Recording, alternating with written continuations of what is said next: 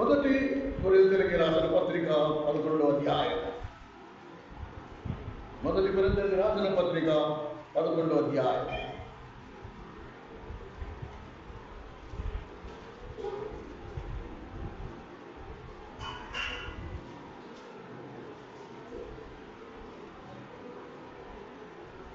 ఇరవై 23వ వచనం నుండి 28వ వచనం వరకు మార్చి చదువుకుందాం. ఒక వచనం నేను చదువుతాను, ఒక వచనం మీరు చదవండి. నేను మీకు అప్పగించిన దానిని ప్రభువు వలన పొందితిని. ప్రభువైన యేసు తాను అప్పగిన రాత్రి ఒక రొట్టెనెత్తుకుని కృతజ్ఞతాస్తుతులు చెల్లించి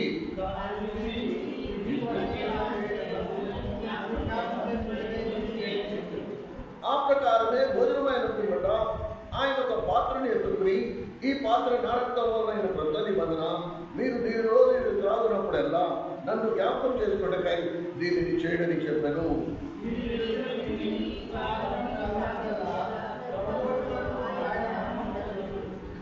కాబట్టి ఎవడు అయోగ్యముగా ప్రభువు యొక్క రొట్టెని తినునో లేక ఆయన పాత్రలో నేను త్రాగునో వాడు ప్రభువు యొక్క శరీరమును గూర్చియు రక్తమును గూర్చియు అపరాధి అగును.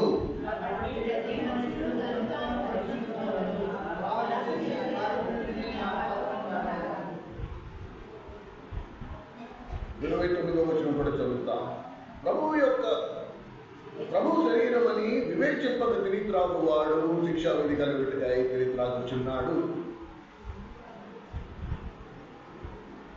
ప్రభు లేఖనములో ఈ వాక్య భాగాన్ని మనము ప్రతి వారము చదువుకుంటాం, దీన్ని జ్ఞాపకం చేసుకుంటాం. ఇందులో ఒక మాట ఎంత స్పష్టంగా మనకి కనబడుతుందంటే, అయోగ్యంగా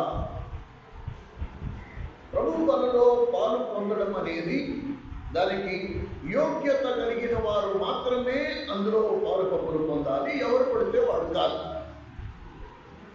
ఇప్పుడు యోగ్యులు ఎవరు అని ఒక ప్రశ్న వేసుకున్నాం అనుకో. ఎవరు యోగ్యులు అంటే బైబిల్లో రాయబడిన లేఖనం ప్రకారంగా చూస్తే ప్రకటన గ్రంథం 5వ అధ్యాయం ప్రకారంగా మీరు ఇంటికి వెళ్ళాక చదవండి. యేసుక్రీస్తు ప్రభు ఒక్కడే యోగ్యుడు.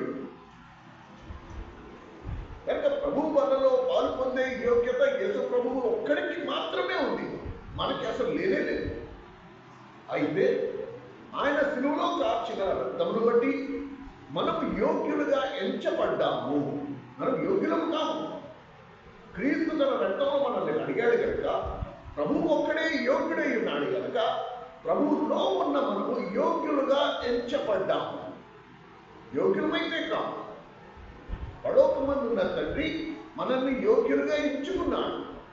పర్వాలేదు, నా కుమారుని రక్తములు వీళ్ళు కడగబడ్డారు కనుక వీళ్ళు నా కుమారుని పనులో పాల్పొందడానికి వీళ్ళకి యోగ్యత ఉంది అని తండ్రి నిర్ణయించాడు. లేకపోతే మనకి ఆ యోగ్యత కూడా లేదు. We are counted worthy. మనం యోగ్యులుగా ఎంచబడ్డాం, యోగ్యులమైతే కాదు. ఇది ఫస్ట్ మనం అందరం గుర్తుంచుకోవాలి. కనుక ప్రభు వలలో పాలు పొందడమే మహాభాగ్యం. ప్రభు వలలో పాలు పొందడమే మహాభాగ్యం.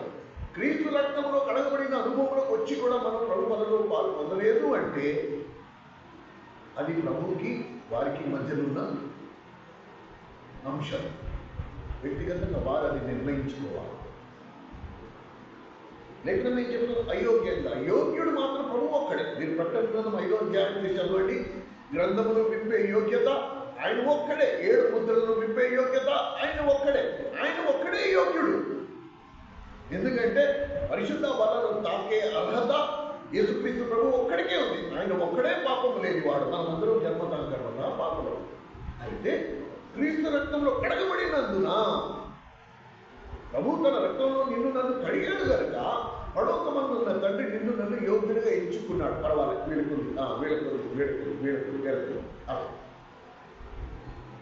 అందుకు ప్రభు వలను చులకనగా కానీ నిర్లక్ష్యంగా కానీ దాన్ని ఆలక్ష్యము చెయ్యద్దు ఎప్పుడు కూడా. ఈరోజు ప్రభు వలలో పాల్పొందడానికి పరిశుద్ధాత్మ దేవుడు మనకు అనుగ్రహించిన వాక్య భాగం గలతీయులకు రాసిన పత్రిక 5వ అధ్యాయం 25వ వచనం. 171వ పేజీ, 171వ పేజీ. గలతీయులకు రాసిన పత్రిక 5వ అధ్యాయం 25వ వచనం.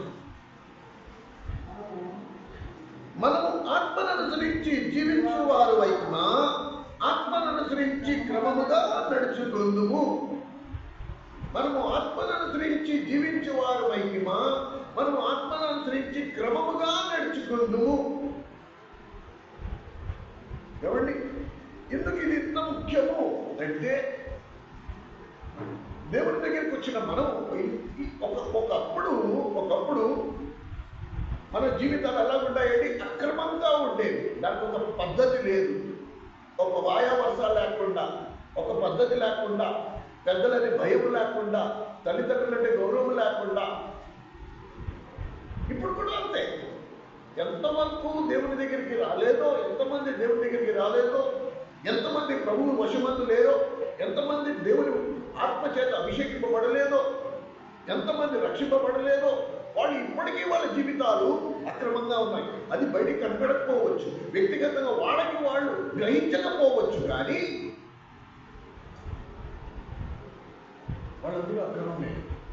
మీకు ఇంకొక ఆశ్చర్యకరమైన విషయం చెప్తా.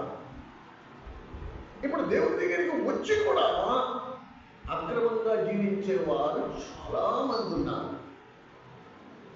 వాళ్ళు రక్షింపబడ్డారు, బాప్తిస్మాలు తీసుకున్నారు, కానీ వాళ్ళు ఎంచుకున్న బాట ఏంటంటే, మేము ప్రభువు చెప్పిన మాట ప్రకారం మేము నడుచుకోము.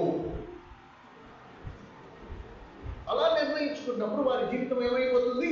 అక్రమమైపోతుంది. అందుకని మత్తయి సువార్త 7వ అధ్యాయము 23వ వచనం దగ్గరికి వచ్చినప్పటికీ వాళ్ళందరూ వచ్చారు, ప్రభువా ప్రభువా, మీ పేరుట మేము ఎన్ని ప్రార్థనలు చేయలేదు, ఎన్ని అద్భుతాలు చేయలేదు, ఎంతమందిని స్వస్థపరచలేదు, ఎన్ని దెయ్యాలు వెళ్ళగొట్టలేదు అంటే ఒక్క మాటలో తేల్చి పడేశాడు. ఏమన్నాడు తెలుసా? మీరెవరో నేను ఎరుగను, అక్రమము చేయవాళ్ళారా నా యొద్ద నుండి బయటికి పోవాలి. అంటే దేవుని మందిరానికి దేనికి రావాలి? నేను నా జీవితంలో నాకు చేత కాదు, నాకు చేత కాదు. క్రమముగా నడుచుకోవడం నాకు చేత కాదు. నీ ఆత్మతో నన్ను నింపు, నీ మాటలతో నన్ను వెలిగించు. నేను ఎలా నడుచుకోవాలి, ఎలా మెసులుకోవాలి, నా తోటి సహోదరులతో సహోదరులతో నేను ఎలా మాట్లాడాలి, నా ప్రవర్తన ఎలా ఉండాలి, నేను ఎలా నడుచుకోవాలి, నేను ఎలా ఉండాలి, ఇవన్నీ నువ్వు నాకు చెప్పు ప్రభావ. నాకు తెలీదు.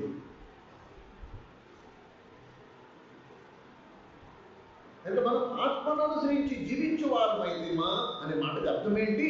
ప్రభు దగ్గరికి వచ్చా, నా పాపమును ఒప్పుకున్నా, ప్రభు తన ఆత్మను నాలో ప్రవేశపెట్టాడు కనుక ఇప్పుడు ఆత్మను అనుసరించి జీవించువారు, రక్షింపబడ్డా, దేవుని మందిరానికి వస్తున్నా, ఆరాధిస్తున్నా,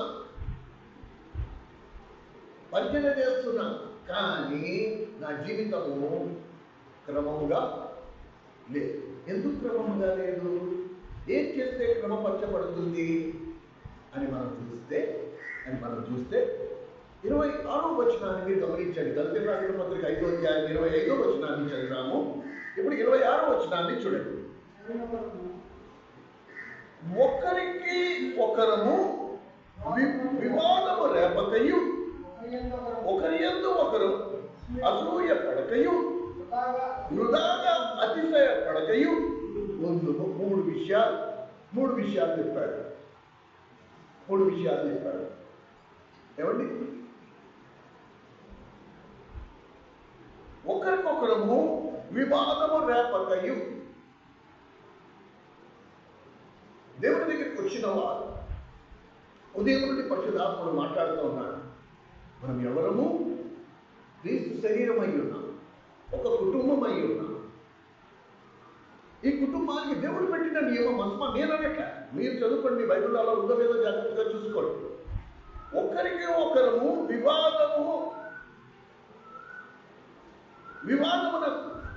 వివాదమునకు రేపకయు అన్నారు.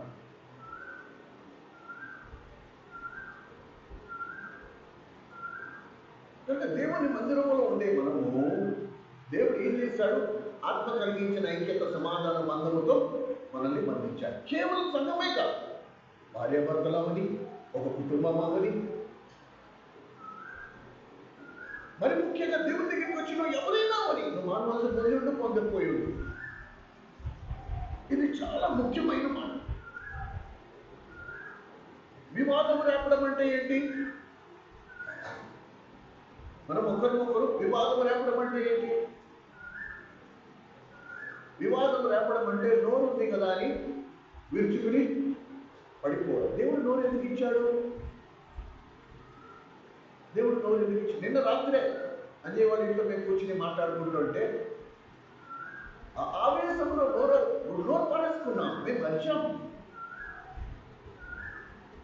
ఇప్పుడు దేవుని ఆత్మ కలిగిన వాడు కనుక పశ్చాత్తాపడుతున్నాడు. ప్రభు నేను తప్పు చేశానే, నేను నోరు పరేసుకోకుండా ఉండాల్సిందే. నోరు నువ్వు నాకు ఇచ్చింది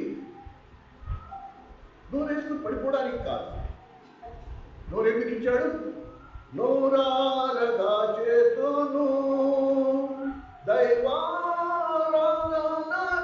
దేవుడు నోరు ఎందుకు ఇచ్చాడంటే దేవుని ఆరాధించడానికి ఇచ్చాడు, దేవుని స్తుతించడానికి ఇచ్చాడు.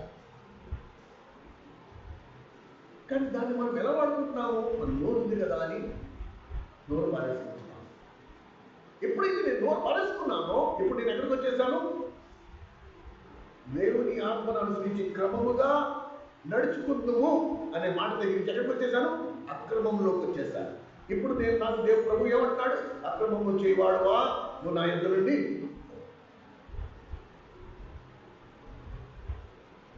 దాన్ని మనం 1000 విధాలుగా నేను సమర్థించుకోవచ్చు. నాకు 100 సార్లు ఆలోచన రావచ్చు. అలా కాదు. దేవుని మందిరం దీని గురించి ఒక పక్కడు గొడవ పడ్డానికి వచ్చాడు. మనం మౌనంగా ఎలా ఉండాలి? మందిరాన్ని మనం కాపాడుకోవాలి కదా. ఏదైనా సరే దేవుని లేఖనం అంతే. మౌనంగా ఉండవలసిన మనము ఆ రోజు మనకు వచ్చాం. అది తప్పు.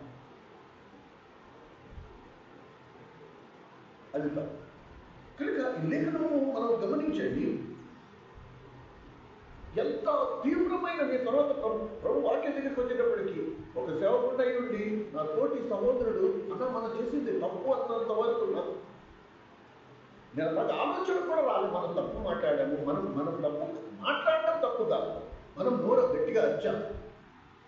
అవతల ప్రతివాది మన మీద అరుస్తున్నాడు కనుక మనం కూడా సమానంగా వాడి మీద నోరు పారేసుకున్నాం. ఇది పాపం. ఇది పాపం అనే ఆలోచన ఎందుకు వచ్చిందంటే మనలో ఎవరి ఆత్మ ఉంది? దేవుని ఆత్మ. కనుక ఇది తప్పు. ప్రభావం నేను పాపం చేశాను, నేను తప్పు. ఇంతకీ గొడవ ఏముండూ లేదు, అందులో నోరు పారేసుకుని అరవడానికి అసలు ఏమీ లేదు. అంతే, ఆ క్షణం అంతే. ఒక్కొక్కసారి అపవాది యొక్క ఆవేశంలో వచ్చి మనం ఎవరినో మర్చిపోయి ఒక మాట ఎంత భయమేసిందో ఇది చదవగానే.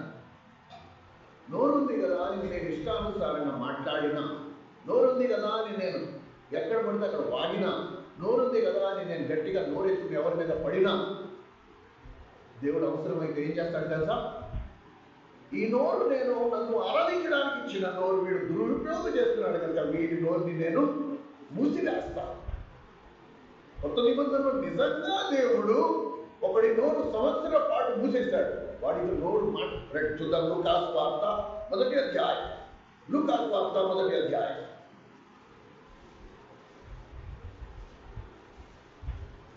నా నోరు నేను కంట్రోల్లో పెట్టకపోతే దేవుడు దాన్ని కంట్రోల్లో తీసుకొస్తాడు. ఎలా తీసుకొస్తాడో చూడండి.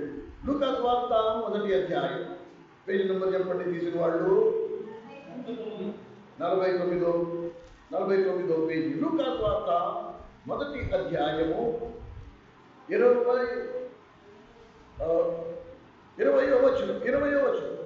మరియు నా మాటలు వాటి కాలమందు నెరవేరును, నీవు వాటిని నమ్మలేదు కనుక ఈ సంగతులు జరుగు దినము వరకు నీవు మాట్లాడక మౌనివై ఉండు అని అతనితో చెప్పను. ప్రజలు జకర్యాకు కనిపెట్టించుడి.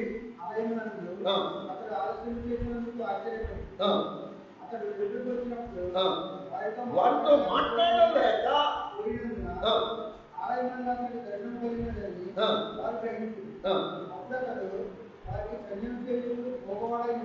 వారికి సౌఖ్యం చేస్తూ వారికి సైతం చేస్తూ అప్పటి వరకు మాట్లాడేవాడు. సడన్గా నోరు పడిపోయింది అంతే. దేవుడు ఏం చేశాడు? నోరు మూసేశాడు. సహోదరి ఎందుకు ఈ మాటలు చెప్తున్నాను అంటే, దేవుడు మనకి నోటిచ్చింది ప్రభువుని ఆరాధించడానికి, దేవుడి పరిశుద్ధ లేఖనాన్ని ప్రకటించడానికి. దానిని మనం అక్రమంగా వాడుకుని, నీకంటే నాకు నోరు ఎక్కువగా ఉందని నేను నీ మీద పడిపోయి నేను గెలిచాను అనుకోవడం అనేది చాలా మూర్ఖత్వం.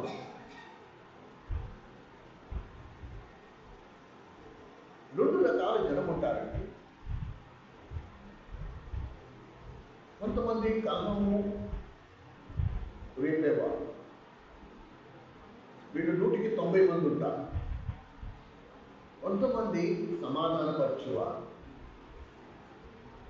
దేవుడు వీళ్ళని ఎంత బలమైన దేవుని ఆత్మతో అభిషేకించి వీళ్ళు ఉంచారంటే, ఎక్కడ గొడవ అవ్వని, ఎక్కడ తగు అవ్వని, ఎక్కడ భార్యాభర్తల దగ్గర మనస్పర్ధలు అవ్వని ఈ వ్యక్తిని అక్కడికి పంపిస్తే వాడు నిమిషాల్లో దాన్ని చక్కబెట్టుకుని వచ్చేస్తాడు.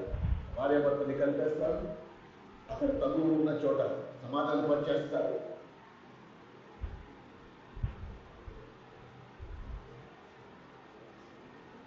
చాలా ముఖ్యమండి. దేవుని లేఖనం ఏం చెప్తుందంటే, మత్తయి సువార్త 5వ అధ్యాయం 9వ వచనంలో, సమాధానపరచు వారు ధన్యులు, వారు దేవుని కుమారులు.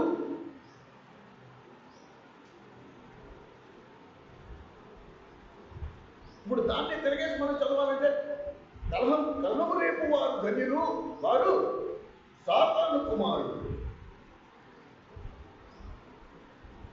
అంటే మనం ఎలాంటి వాళ్ళు?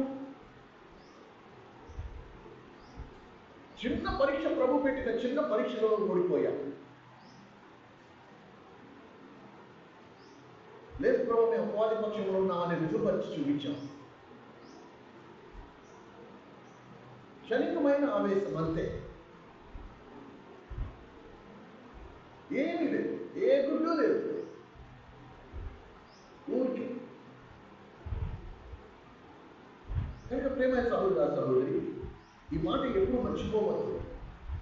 దేవుడు ఏ మనస్సు కోరుకునేవాడు? కీర్తనకారుడు అన్నాడు, 120వ కీర్తన 120వ కీర్తన 120వ కీర్తన 7వ వచనం, 120వ కీర్తన 7వ వచనం. నేను కోరుతున్నది దేవుడు కోరుతున్నది సమాధానమే. నేను కోరుతున్నది సమాధానమే. అది బదిదా. దేవుడు కోరేది సమాధానమే. ఎందుకంటే మన దేవుడు ఎవడు? సమాధానానికి కర్త. ఎక్కడ సమాధానము లేదో అక్కడ దేవుడు లేడు. దేవుడు ఉన్న చోట సంపూర్ణ సమాధానం ఉంటుంది. కానీ దేవుని మందిరంలో అయినా ఒకటి, సంఘంలో అయినా ఒకటి ఎలా ఉండాలా? సంతోషాన్ని, ఆనందాన్ని, పడోత్వంతున్న తండ్రి మన మధ్యలో ఉన్నాడు.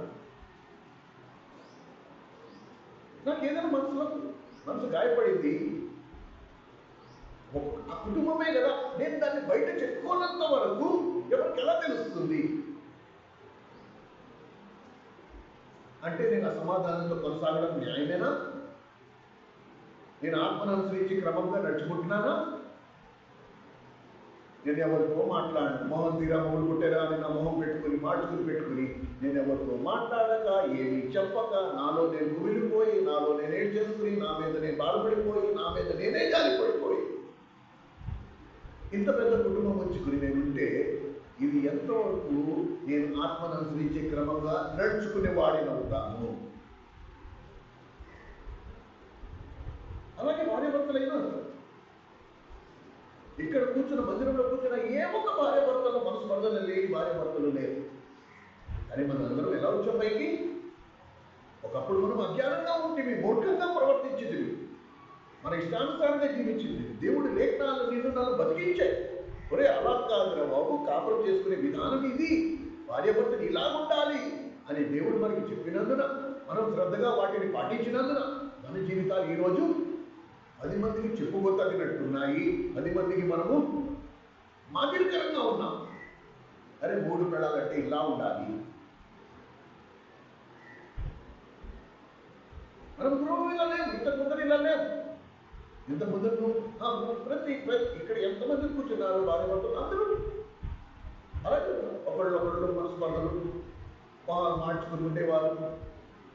నెలల తరబడి మాటలు లేవు. ఒక మేడ కింద ఒక గదిలో 4 గోడల మధ్యలో ఉంటున్నారే కానీ వాళ్ళ మధ్యలో కొన్ని వందల కిలోమీటర్ల దూరత్వాలు ఉన్న భార్యాభర్తలు లేకపోలేదు ఇక్కడ.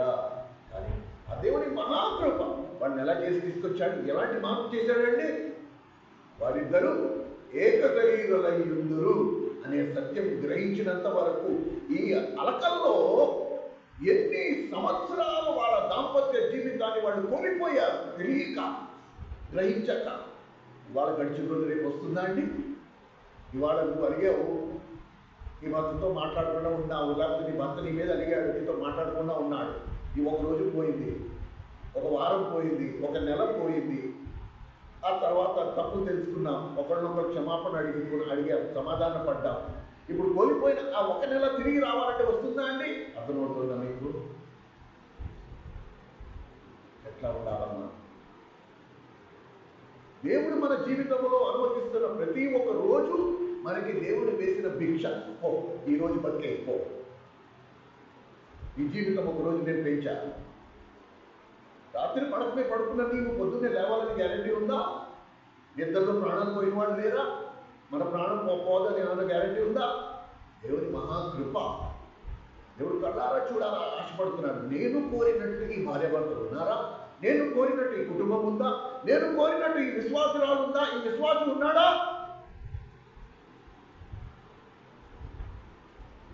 దేవుడు ఆశ.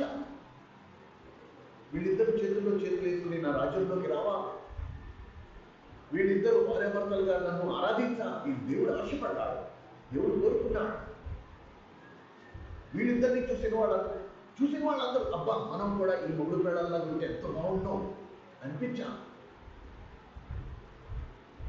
సమాధానపరచు వారు ధన్యులు, వారు దేవుని పిల్లలు కాదు, దేవుని కుమారులు. ఇది ఎంత ముఖ్యమైనది. అందుకని ప్రార్థన బలహీనత, నోరు పారేసుకోవడం అనేది ఒక బలహీనత, కానీ మనకి అది బలం.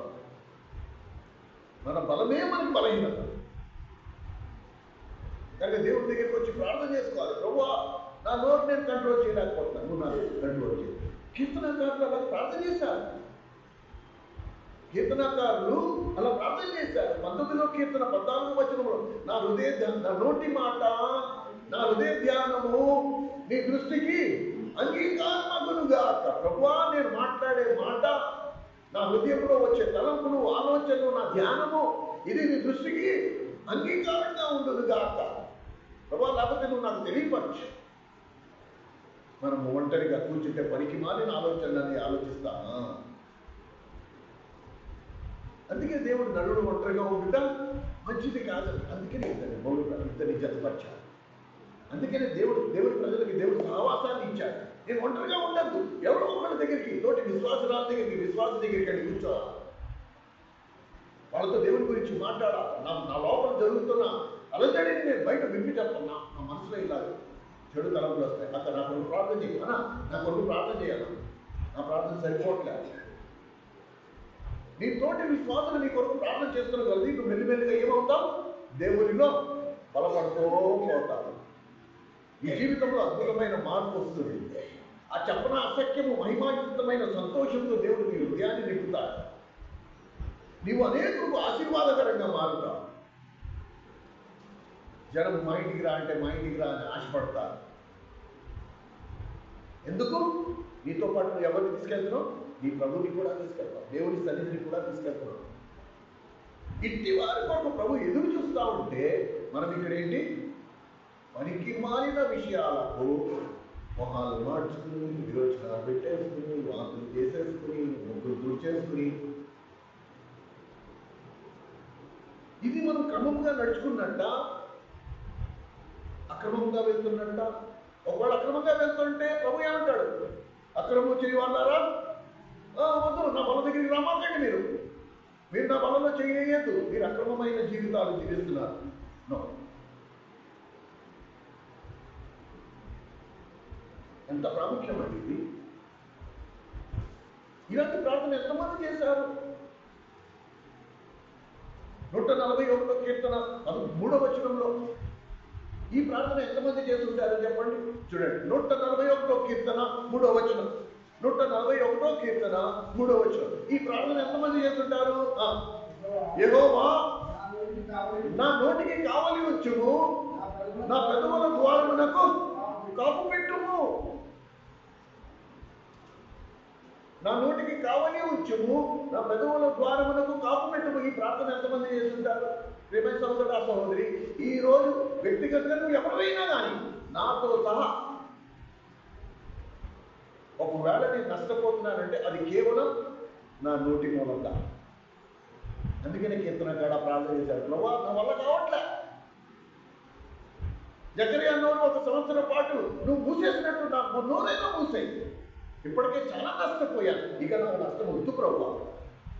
నేను మాట్లాడకుండా ఉండలేకపోతున్నాను, నా నోరు మూసేసేయి.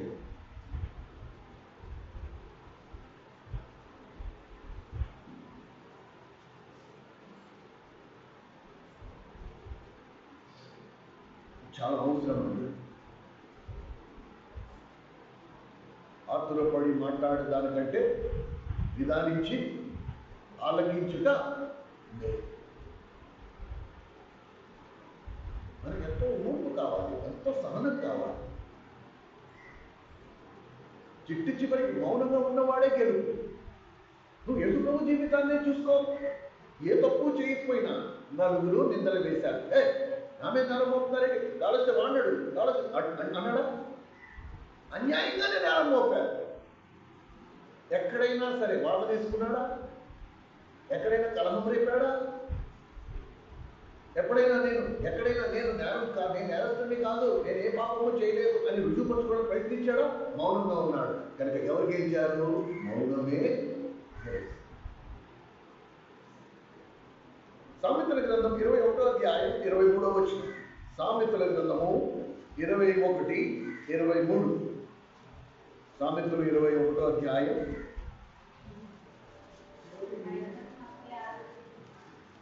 96వ పేజీ, 540.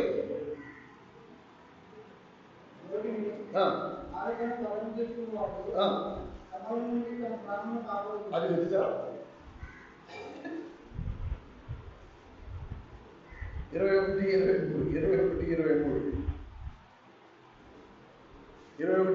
నోటిని నాలుకను భద్రముగా చేసుకున్నవాడు శ్రమల నుండి తన ప్రాణమును కాపాడుకును. ఎంత సింపుల్. ఈరోజు నువ్వు నేను శ్రమల పాల్పడ్డ అయిపోవడానికి కారణం ఎవరు? నీ శత్రువా?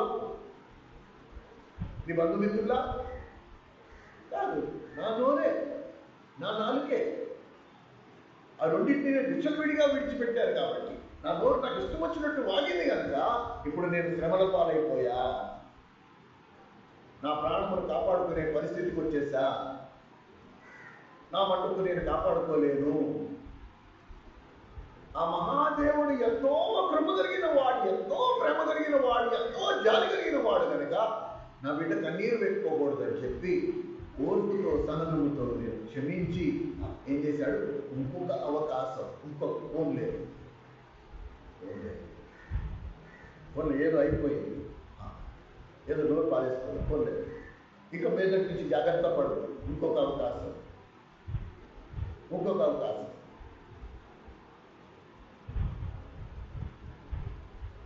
కానీ ప్రేమ సోదరుగా మనము ఈ విషయం కొంచెం చాలా జాగ్రత్తగా మనం గమనిక కలిగి ఉండాలి.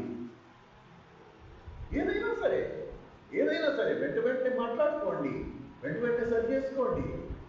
దాన్ని ఉంచారా మొత్తం అంతా పులిసిపోద్ది. నేను అదే అంటున్నా, కాలంలో ముళ్ళు గుచ్చుకుంది. ఎప్పుడు తీసుకుంటున్నావు? నెల తర్వాత తీసుకుంటున్నావా? వెంటనే ఎందుకు తీసుకోవాలి? నెల తర్వాత తీసుకోవచ్చు కదా. నెల తర్వాత తీసుకుంటే ఏమవుతుంది? కాళ్ళు మొత్తం చీవు పట్టేస్తుంది, ఆ తర్వాత సెప్టిక్ అవుతుంది, ఆ తర్వాత కాలు తీసే వరకు వచ్చేస్తుంది. ముళ్ళు గుచ్చుకున్న వెంటనే నేను తీసేసుకోవాలి. ఏదైనా జరిగిన వెంటనే నా ఆత్మ సంబంధమైన జీవిత విషయంలో నేను చాలా ఖచ్చితంగా ఉండాలి. ఆత్మీయంగా నేను నష్టపోతే అది శాశ్వతమైన నష్టం. శారీరక నష్టం శాశ్వతమైన నష్టం కాదు. శారీరకంగా నాకు అనారోగ్యం చేస్తే 4 మాత్రలు వేసుకుంటే తగ్గిపోదు. కానీ ఆత్మీయంగా నష్టం అయితే అది పర్మనెంట్, తిరిగి రమ్మంటే రాదు. కృపకాలంలో ఉన్నాం. దేవుడు దీర్ఘశాంతం గలవాడు, ఓర్పు సహనం గలవాడు కనుక తిరిగి మళ్ళీ పడిపోయిన దాన్ని ఆయన వంగి లేచి మళ్ళీ నీ చేతికి ఇస్తున్నాడు. ఈసారి ఇంక పాడేసుకోకే, జాగ్రత్త. రెండోది ఇది ఒకరికి ఒకరు వివాదము రేపకయు ఒకరి యందు ఒకరు అసూయ. 3 పదాలు ఉన్నాయి. అసూయ. ఇప్పుడు చూడండి, కొంతమంది పేర్లు చెప్తే వీటికి సమాధానాలన్నీ అసూయ అని వస్తుంది. సరేనా? నేను ప్రశ్న అడుగుతూ ఉంటా, మీరు సమాధానం చెప్తా పోండి. యోసేపును ఐగుప్తీయులకి అమ్మేయడానికి కారణం ఏంటి? మోషేను రాళ్ళు చంపడానికి ప్రయత్నించే కారణం ఏంటి? దావీదుని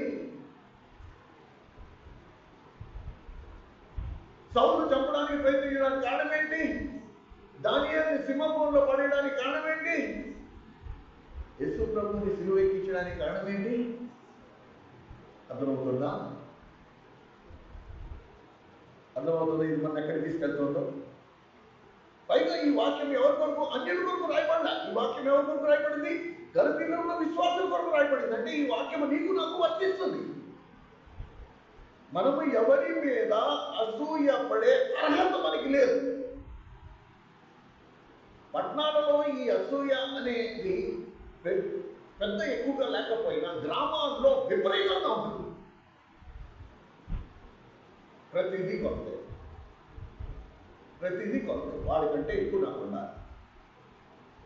ఇప్పుడు కోతకాలం వచ్చింది, అందరూ పంట కోసుకుంటున్నారు, అందరూ హ్యాపీగానే ఉన్నారు, అందరూ సంతోషంగా ఉన్నారు. కానీ మొత్తం గ్రామాల్లో చర్చ ఎవరితో ఎక్కడ ఏ కార్నర్కి వెళ్ళు, ఏ మూలకి వెళ్ళు, చర్చ ఏంటి? అరే మనవాడు పోసాడు, ఎన్ని 60, నాకు 62, నాకు వాడికి 50, నాకైతే 64 పడ్డాయి, నాకైతే 70 పడ్డేసాయి. ఈయన పంట పండిందనే సంతోషం కాదు.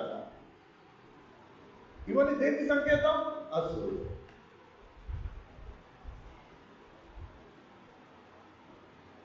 కనుక మనము అక్రమం ఏదంటే, నేను అసూయ నా మనసులో చోటు చేసుకుందంటే నేను అక్రమం.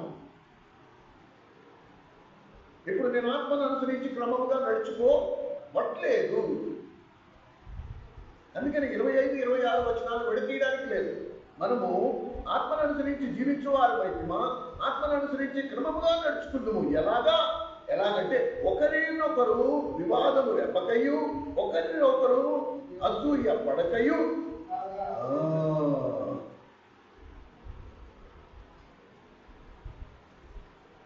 కానీ ఏ విషయమైనా సరే మనం ప్రతి చిన్న విషయానికి దేవుని దగ్గరికి రావాలి. ప్రతి చిన్న విషయానికి మనం దేవుని దగ్గరికి రావాలి. ఇవాళ ఇందాకనే కూర్చుని ఈ వాక్యం ధ్యానిస్తుంటే అదే ఆలోచన వచ్చింది. ఇక్కడ వాళ్ళు వంట వండుతున్నారు. ఒక్కసారి ఆలోచన చేయండి, ఎందుకు నేను దేవుని దగ్గరికి రమ్మంటా ప్రతిదీ అంటే, ఇంట్లో వంట వండేటప్పుడు భవానీ ఏం చేస్తుందంటే బియ్యం కడిగి చేతితోటి ఇలా తీసి ఆ మరుగుతున్న నీటిలో వేస్తుంది. దేంతో వేస్తుంది? చేతితో వేస్తుంది. అన్నం ఉడికిపోయింది. ఇప్పుడు సరేనా? మనం భోజనం చేసే టైంకి అది చల్లారిపోయింది అనుకున్నాం. ఎలాగ చల్లారిపోయింది కదా అని చెప్పి ఇలా చేతితో వడ్డిస్తే తప్ప దేంతో వడ్డిస్తారు? ప్లేట్తో, లేకపోతే గరిటి పెడతారు. చేతితో ఎందుకు వడ్డించుకోకూడదు? చేయి పెడితే ఏమవుతుంది? అన్నంలో చేయి పెడితే ఏమవుతుంది? చల్లారిపోయింది. అన్నంలో చేయి ఎలాగ చల్లారిపోయింది? చేతితో నేను ఇలా తీసి వడ్డించుకున్నాను, ఏమవుతుంది? అన్నం మామిడికాయ సీజను, గౌరవంలో వెళ్ళి కారం తీసుకొచ్చాడు, మిరపకాయలు తెచ్చుకున్నాడు, కారం దంచుతాడు. ఆవకాయ పచ్చడి పడతారు. దేంతో కలుపుతారు? ఫస్ట్ స్టార్టింగ్ ముక్కలు చేత్తో కలుపుతున్నామా? కలిపిన చేతులు దాంట్లో నూనె పొదేసాం, గుడ్డ కట్టేసాం, అటల మీద పెట్టేసాం. వారం రోజులైన తర్వాత కిందకి తీసాం. కలిపినప్పుడు చేతితో కలిపాం కదా. ఇప్పుడు నూనె ఊరిపోయి పైకి వచ్చేసింది. ఇంకోసారి చేపెట్టి కలపచ్చు కదా. చేపెట్టి ఎందుకు కలపట్లే? కలిపితే ఏమవుతుంది? బూజీ. కలిపితే బూజి పట్టేస్తుంది. దానికి గరిటి కావాలి. చూసాం? దీంతో మనం ఏం నేర్చుకుంటామంటే మనిషి యొక్క చేతులు, మనిషి యొక్క హస్తక్షేపం. మనిషి చేతులు పెడితే ఏమైపోతుంది?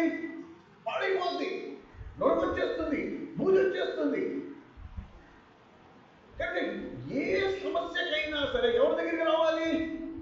ప్రభు దగ్గరికి రావాలి. ఆ ప్రభు ఎవరు? ఆ గరిట, ఆ స్పూను.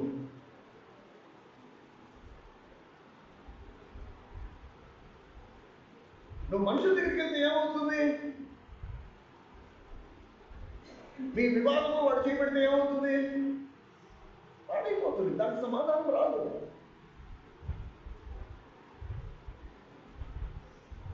మరి ముఖ్యంగా భార్యాభర్తల మధ్యలో ఉన్న సమస్యలు ఎప్పుడు కూడా మూడో వ్యక్తి దగ్గరికి వెళ్ళద్దు. దేవుడు విశ్వాసమునకు కర్త, దాన్ని కొనసాగించు వాడినైనా యేసు దగ్గరికి వెళ్ళి ప్రభు దగ్గరికి రా. ప్రభు ఇలాగైంది, నువ్వే బాగుచావు, నువ్వే మార్చావు. ప్రభు చేతులు పెడితే ఏమవుతుంది? నీరు ద్రాక్షరసంగా మారిపోతుంది, శాపము ఆశీర్వాదంగా మారిపోతుంది. నీకు అర్థమవుతుందా? ప్రభు దగ్గరికి వచ్చి ప్రభు చేతులు జోక్యం చేసుకుంటే నష్టమంతా మళ్ళీ తిరిగి సమకూర్చబడతామా? కానీ మనుషులమైన మనము, మన బలహీనత ఏంటి? ఎప్పుడు కూడా మనుషుల వైపే చూస్తాం, మనుషుల దగ్గరికి వెళ్తాం. ఒక మాట చెప్తాను, ఇప్పుడు జాగ్రత్తగా వినండి.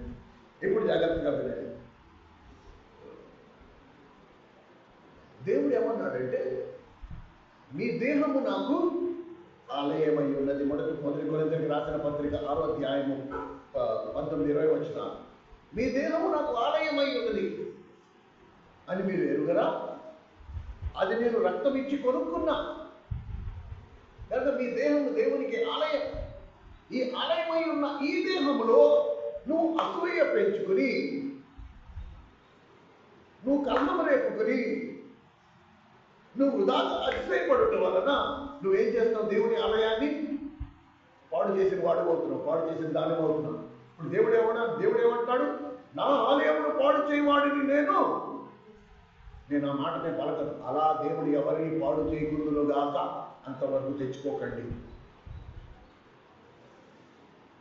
మీ దేహము దేవుని ఆలయమై ఉన్నది, దేవుడు అందులో నివసిస్తున్నాడు. ఆ దేహంలో కనుక నువ్వు కలహాలను, అసూయలను, వృధాగా అతిశయాలను తెచ్చుకున్నావా, నువ్వు దేవుని ఆలయాన్ని పాడు చేసిన వాడు అవుతావు. ఇప్పుడు దేవుడు ఏమంటున్నాడు? నా ఆలయాన్ని పాడు చేసిన వాడిని నేను. Be very careful. దుష్కార్యములకు కలుగు శిక్ష శీఘ్రంగా కలగకుండా చూచి మనిషి బుద్ధిపూర్వకంగా పాపము చేసిన. నేను చేసిన తప్పుకి ఇప్పుడు శిక్ష కలగట్లేదు కాబట్టి నేను చేసేది అసలు పాపమే కాదని మానవుడు అనుకుంటాడు, మూర్ఖ మానవుడు. దేవుడు నీ వంటి వాడు, నా వంటి వాడు కాదు కనుక వెంటనే నిన్ను శిక్షించట్లేదు. నీ తప్పు నువ్వు తెలుసుకుని దేవుడి దగ్గరికి వచ్చి, ప్రభువా నన్ను క్షమించు, నేను పాపిని నాయన, నేను పాపాత్మురాలని నాయన, నేను పాపము చేశాను అని నీకు ఒక అవకాశాన్ని కలుగు చేశాను. నీ జీవితాన్ని సరిదిద్దుకునే అవకాశాన్ని నీకు కలుగు చేస్తాను. నిన్ను పేరు పెట్టి పిలుస్తాను, నా దగ్గరికి రా. నీ జీవితాన్ని పాడు చేసుకున్నావా? ఫోన్లే. మనుషులు ఏమనుకున్నా నువ్వు బాధపడదు, నేను బాగు చేస్తారా? నా దగ్గరికి రా. నేను ఉద్దేశించినట్టు, నేను సంకల్పించినట్టు నీ జీవితాన్ని నేను చక్కదిద్దుతాను. నువ్వు అడిగిన దానికంటే, ఊహించిన దానికంటే అత్యధికంగా నేను నీకు దయచేస్తాను.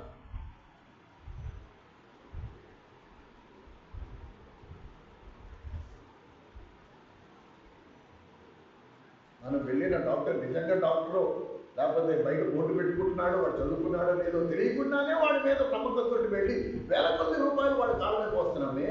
అలాంటిది జీవం కలిగిన దేవుడే పేరు పెట్టి పిలుస్తానంటే నీకున్న పేరు ఏంటండి? ఆ దేవుడిని ఆశ్రయించకుండా మనుషుల వైపు చూసి వాళ్ళు పనికి మాలిన సలహాలు తీసుకుని వాడు చెప్పినట్టు నడుచుకుని ఉన్నది పాడైపోయి పూర్తిగా నష్టపోయి కాలో చేయో తీసేంత వరకు తెచ్చేసుకుని ఆ తర్వాత ఏడిస్తే ప్రయోజనం ఏంటండి? కొండంత జీవితం, బోల్డంత భవిష్యత్తు, ఇంకా చూడాల్సింది బోల్డ్ ఉంది. ఎలా ఉండాలి మనం? ఎంత దీనుడమై ఉండాలి? అందుకని ప్రభు అంటున్నాడు, నీకు విశ్రాంతి లేదా? ప్రయాసపడి భారం మోసుకుంటున్న సమస్యలారా, నీకు నెమ్మది లేదు కాదు, నీకు విశ్రాంతి లేదు కాదు, రా, నేను నీకు విశ్రాంతి కలుగు చేస్తా. నా కాడి నీ మీద ఎత్తుకుని నా ఎంత నేర్చుకో. నేను దీనుడను సాత్వికుడను కనుక నా కాడి సులువు కనుక నా కాడి నీ మీద ఎత్తుకుని నా ఎంత తెలియదు. మనం నేర్చుకోవాలి, దీనత్వాన్ని నన్ను నేర్చుకోవాలి. ఎవరు దీనులు? దీనత్వం అంటే ఏంటి? మన మధ్యలో ఉన్న అత్యంత దీనులు ఎవరు? ఆ తల్లి ఒళ్ళో పడుకున్న నెలలు పిల్లోడు ఉంటాడు చూడు, వాడు అందరికంటే దీనుడు. ఎందుకు? వాడి మనసులో కలహాలు లేవు, వాడి మనసులో అసూయలు లేవు, వాడి మనసులో కక్షలు లేవు. నువ్వు దగ్గరికి వెళ్ళి వాడు ముఖం మీద ఇలా కొట్టు, కిమ్మని ఏడుస్తాడు. మర్నాడు వచ్చి మళ్ళీ వాడి వైపు చూసి నవ్వు, వాడు నవ్వుతాడు. ఇగో నిన్న నన్ను కొట్టిపోయావు, సిగ్గులేని మొహమా, మళ్ళీ ఎందుకు వచ్చా అనుకుంటాడా? కళ్ళు ఇలా పెట్టి చూస్తాడా? అలా మొహం వేలాడేసుకొని కూర్చుంటాడా? కూర్చోడు. అసలు మనసు నిర్మలపడి వాడు ఏమి పెట్టుకోలేదు లోపల. వాడు దీనుడు. యేసుప్రభు అందరికంటే దీనుడు. ఆయన చెంప మీద కొట్టినా రెండో చెంప చూపించాడు. ఆయన సిలువ వేస్తున్నా తండ్రి వీళ్ళు ఏం చేస్తున్నారు వీళ్ళకి తెలియదు, వీళ్ళు క్షమించాడు. అది దీనత్వం. తిరగబడకపోవడం అనేది దీనత్వం. లోకపరంగా చూస్తే దాన్ని ఎలా తిప్పేశారు ఆ సామెతని? అది బాబాయ్ ఉప్పు కారం తిన్న శరీరం మాకు రోషం ఉండకపోతే ఎలాగా? తొక్కేస్తారా?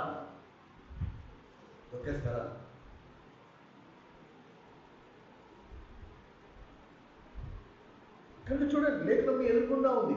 మనం ఆత్మను అనుసరించి జీవించి వాళ్ళని అనుకుంటున్నామా? ఆత్మను అనుసరించి క్రమంగా నడుచుకుంటున్నామా? మన జీవితాలు ఆత్మను అనుసరించి ఒక క్రమం ఉందా? దీనికి సెల్ ఫోన్లో 2 సిమ్ కార్డులు ఉన్నట్టు ఒక ఆదివారం వస్తే బిఎస్ఎన్ఎల్ సిమ్ కార్డు మాటలు ఎలా ఉంటాయి? ప్రైజ్ ది లార్డ్, వందనాలు, బాగున్నారా, ఎప్పుడు వచ్చారు, ఎప్పుడు వెళ్తున్నారు, మళ్ళీ వస్తాను, నమస్తే, బిఎస్ఎన్ఎల్. ఒకసారి బయటికి వెళ్ళిపోయాం, మళ్ళీ జియో సిమ్ కార్డు, రే అమ్మ ఆది, మళ్ళీ వారం అంతా, మళ్ళీ శనివారం వరకు జియో, మళ్ళీ ఆదివారం వచ్చాక ఇవాళ మధ్యాహ్నానికి వెళ్ళాలి కదా, అందులో బిఎస్ఎన్ఎల్. మళ్ళీ ఏంటి మాటలు?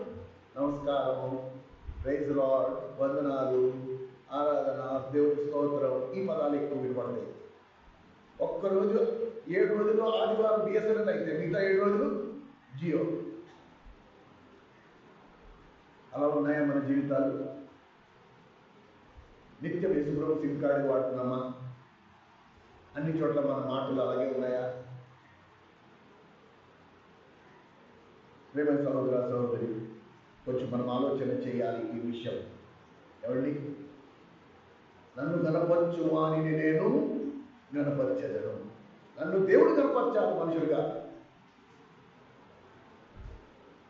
నన్ను దేవుడు కనపరచాలి మనుషులుగా. కనుక ఎవరైతే దేవుని ఆలయాన్ని పాడు చేస్తారో దేవుడు వారిని, ఇది నేను చెప్పట్లేదు, అస్మా బైబిల్ అలా రాస్తుంది. దేవుని ఆలయాన్ని పాడు చేయడం అంటే నువ్వు ఇంకోళ్ళ మీదకి వెళ్ళడం కాదు, నీ మటుకుని నీ దేవునికి ఆలయమైనదని తెలిసి ఆ దేహాన్ని పరిశుద్ధంగా పవిత్రంగా నువ్వు ఉంచుకోకుండా అందులో కనుక కలహాలను, అసూయలను, అతిశయాలను పెంచుకుంటేవా దేవుడు నీ పడతాడు ఒకరోజు. వాటికి అసలు స్థలమే లేదు. అందుకే లోకంలో ఉన్న వారితో మనం కలవలేము, మనం వాళ్ళని ప్రవర్తించలేము. వాళ్ళలాగా మనం మాట్లాడలేము. తప్పు నువ్వు ఒప్పు, ఒప్పు నువ్వు తప్పు మనం చేయలేము. వాళ్ళు చేయగలరు, ఎందుకంటే వాళ్ళ ఆత్మ చచ్చిపోయింది, వాళ్ళ మనస్సాక్షి పనిచేయట్లే. వాళ్ళు ఏమైనా చేయగలరు, మనం అలా చేయలేము. కనుక ప్రభువులో బలంగా, స్థిరంగా, సజీవంగా ఉండాలి అంటే సహవాసంలో ఉండాలి, తోటి విశ్వాసంతో కలిసి ఉండాలి,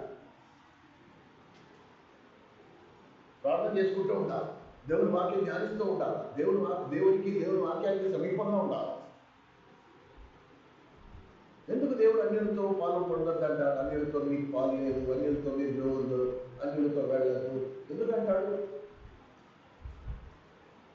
దేవుని సంగతులు వాళ్ళకి నేర్పించండి, వాళ్ళ సంగతులు మనకి ఎక్కువగా వస్తాయి. అందుకు ఇది చాలా ముఖ్యం.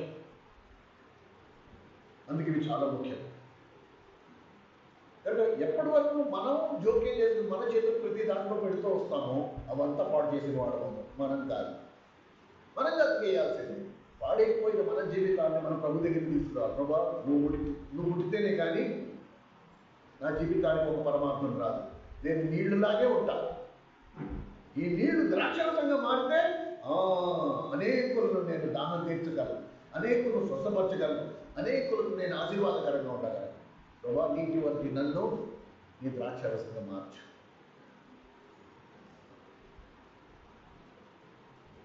ఎడారి వంటి నా జీవితంలో నీటి బుగ్గలు గుర్తించగలిగే వాడవు. అది వచ్చే నేను 10 మందికి ఆరోగ్యకరంగా, ఆశీర్వాదకరంగా నేను ఉండాలి ప్రభా. నేను ఆరోగ్యంగా ఉండడం కాదు, 10 మంది నా మూలంగా ఆశీర్వాదకరంగా ఉండాలి, వాళ్ళ జీవితానికి నెమ్మది ఉండాలి. దానికి నేను కారణమై ఉన్నాను. తద్వారా మహిమ నీకు రావాలి. కనుక మనం దేవుని మహిమకు వచ్చిన వారమై ఉన్నాము. అందుకనే గల్తీలు రాసినప్పుడు మనం ఆత్మను అనుసరించి జీవించే వారమైతే, ఆత్మను అనుసరించి క్రమముగా, ఆత్మను అనుసరించి నడుచుకోవడం కాదు, ఆత్మను అనుసరించి క్రమముగా నడుచుకోవడం. ఆత్మను అనుసరించి నడుచుకోవడం అంటే కొన్ని ఆజ్ఞలు పాటించడం, కొన్ని ఆజ్ఞలు పాటించకపోవడం. క్రమముగా నడుచుకోవడం అంటే ప్రతి స్టెప్, ఎవ్రీ స్టెప్ ప్రభు ఎలా చెప్పాడో అలా నేను నడుచుకుంటాను, అంతే. తద్వారా నాకు లాభం సమకూర్చని రాకపోని, జనం ఏడపడ ఉన్న వాళ్ళందరూ నా మీద నిందలు వేయని, ఏదైనా వేయని. ఎందుకంటే నేను నా దేవుని కనపరిస్తే నా దేవుడు నన్ను కనపరుస్తాను. అది ముఖ్యం. మూడోది చూసుకుని ప్రార్థన చేసుకుందాం. వృధాగా అతిశయించడం. వృధాగా అతిశయించడం. అసలు అతిశయించడమే పాపం అంటే మరి వృధాగా ఏంటి? అసలు అతిశయించడమే పాపం, మళ్ళీ వృధాగా ఏంటి? వృధాగా అతిశయించడం అంటే ఏంటి? బైబిల్ గ్రంథంలో దేవుడు 3 విషయాల్లో జనం అతిశయించే వారిగా ఉన్నారు అని రాశాడు. ఒకటి, గుర్రాలను బట్టి, తమకున్న గుర్రాలను బట్టి, అంటే శక్తిని బట్టి, బలాన్ని బట్టి అతిశయించే వారిగా ఉన్నారు. రెండోది, తమకున్న జ్ఞానాన్ని బట్టి అతిశయించే వారిగా ఉన్నారు. ఏమండి? అండ్ మూడోది, తమకున్న శౌర్యాన్ని బట్టి అతిశయించే వారిగా ఉన్నారు. కానీ ప్రియమైన సహోదరి, దేవుడు అతిశయించడమే పాపం అంటే వృధాగా అతిశయించడం అంటే ఇంకెంత పాపం అయి ఉండాలని? అతిశయించడం అంటే గర్వపడడం.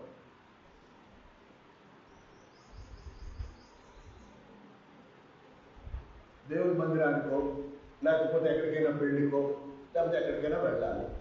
ఈ ఇంట్లో ఒంటి మీద ఉన్న నగలు అన్ని బ్యాగ్లో పెట్టేస్తారు. కానీ పెళ్లికి వెళ్తే నలుగురు చూస్తే ఏమనుకుంటారు? కానీ ఇప్పుడు ఏం చేయాలి? పసుపు తాడు వేసుకుని వెళ్తే నామోచి. కానీ ఏం చేయాలి? పక్కింటి వాళ్ళ ఇంటికి వెళ్ళి, అక్క అర్జెంటుగా పెళ్లి పడింది, వెళ్ళాలి, దోశ పెడుతుంటే వెళ్తే వాళ్ళు ఏదో అనుకుంటారు కనుక అందాక నువ్వు ఏం చేయి, నీ మెడలో ఉన్న మంగళసూత్రాన్ని తీసి నాకు ఇస్తే నేను పెళ్ళి అటెండ్ అయ్యి రాగానే నేను నీకు ఇచ్చేస్తా అంటే, అయ్యా చెల్లి దానికంటేనా ఇంత తీసుకో అనగా ఆ మంగళసూత్రం తీసుకో. ఆ మొగుడు బయట నుంచి వచ్చినాడు, వాడు దిట్టంగా చేయించాడు, ఇస్తారు చాంతాడుతుంది మంగళసూత్రం. ఆ మంగళసూత్రం మెడలో వేసుకుని పెళ్లికి వెళ్ళాలి. పెళ్లికి వెళ్ళగానే చూసేవాళ్ళు, ఇదేంటి మీరు మెడ ఇంత లావు మంగళసూత్రం ఎక్కువ చూడలేదే, కొత్తగా ఎప్పుడు అక్క ఏంటి బాగారు ఈయన వద్దన్నాను వెళ్ళలేదు బాబు, ఎన్నిసార్లు నేను వద్దన్నాను ఏంటో ఆ చాదస్తం ఆ ప్రేమ చెప్పుకోలేక మనమనే ఆ పాత చెప్పేసి మళ్ళీ కొత్త చేయించారు. వృధాగా అతిశయించడం.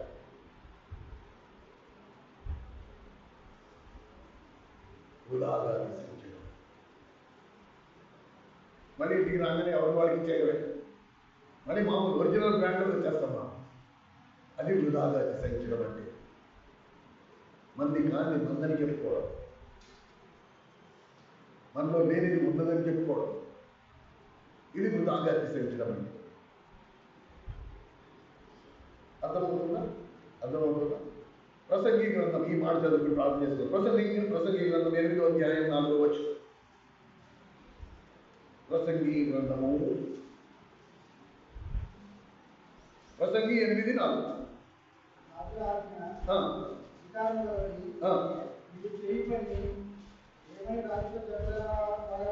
అది తెలుసు సార్. పేజ్ నెంబర్ చెప్పు. 700 560 ఒకసారి 560.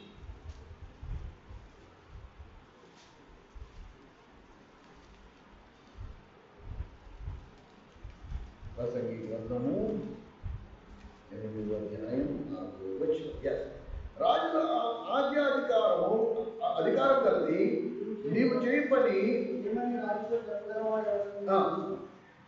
ధర్మము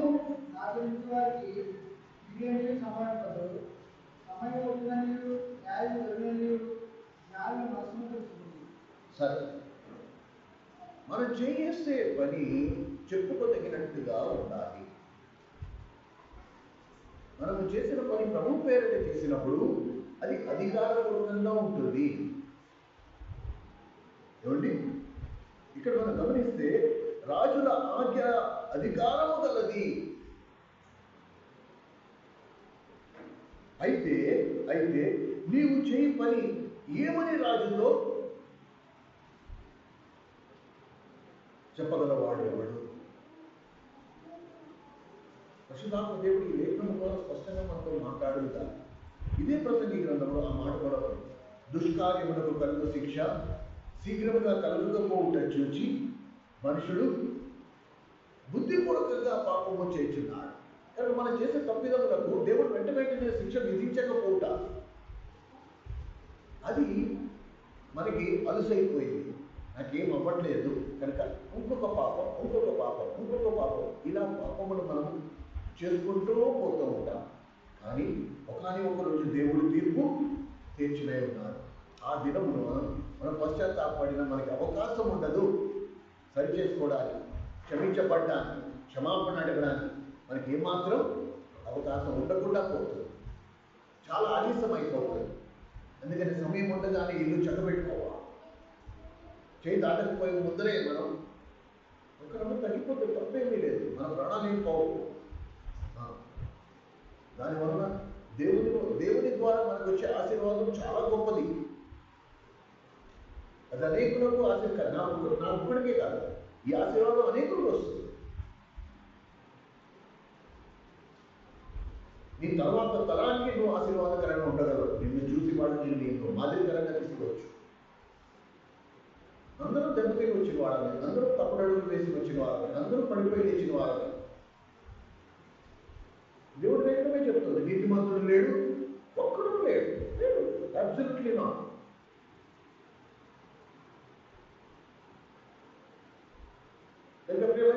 సోదరి ప్రభు పనులు పాల్గొనక ముందు మనం పరీక్షించుకుని మన క్రమంగా నడుచుకుంటామో లేదో చూసి ప్రభా నాలో క్రమం లేదు అని ఒప్పుకోవడం చాలా క్షేమం. ఆత్మను అనుసరించి జీవించుతున్నానే కానీ అదే ఆత్మను అనుసరించిన క్రమంగా నడుచుకోలేదు. నేను తప్పిపోయా. ఎక్కడ తప్పిపోయా? ఇదే మనంలో 6వ వారు తప్పిపోయారు. సాధారణ చేత మోసగింపబడ్డారు. ఎక్కడెక్కడ దేవుడు ఉంటాడో అక్కడక్కడ దాడి ఖచ్చితంగా జరుగుతుంది. అక్కడక్కడ మనస్పర్ధలు ఖచ్చితంగా వస్తాయి. అక్కడక్కడ అసూయలు గ్యారంటీగా ఉంటాయి. అవి ఉన్నాయి అంటే దేవుడు చాలా సమీపంగా ఉన్నాడు. అందుకనే దాడి జరిగింది. ప్లస్ దేవునికి నీ పట్ల ఒక ప్రత్యేకమైన ప్రణాళిక ఉంది. కనుకనే నీ పాపమును నా పాపమును దేవుడు వెలుగులోకి తీసుకొచ్చాడు. దేవుడు మనల్ని ప్రేమించకపోయి ఉంటే మనం చీకటితోనే ఉందము, అదే పాపంలో కొట్లాడుతాము, నిత్యనరకానికి పాత్రలో మనం ఏందో. అది దేవుని మహాప్రేమ. మనకు ఇంకొక అవకాశం, సరిదిద్దుకునే అవకాశం కలుగు చేశాడు. జీవితాన్ని బాగు చేసుకునే అవకాశం కలుగు చేశాడు. నేను స్వయంగా నా స్వహస్తాలతో నేను నీటి నుండి ద్రాక్షరసంగా మారుస్తానని వాగ్దానం ఇచ్చాడు. కనుక నీటిలాగా ఉండాలనుకుంటున్నావు, ద్రాక్షరసంగా మారాలనుకుంటున్నావు, అది మన వ్యక్తిగత నిర్ణయం మీద ఆధారపడి ప్రార్థన చేస్తున్నాను. దయచేసి మోకరించి